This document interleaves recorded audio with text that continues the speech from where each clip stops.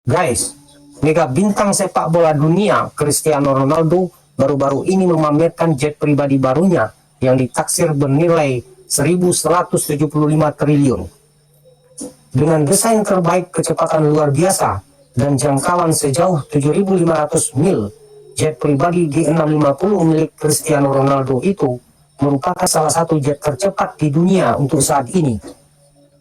Menurut laporan The Sun, bintang sepak bola asal Portugal itu sebelumnya memiliki jet G200 yang kabarnya dijual untuk bisa menggantinya dengan G650 yang terbaru.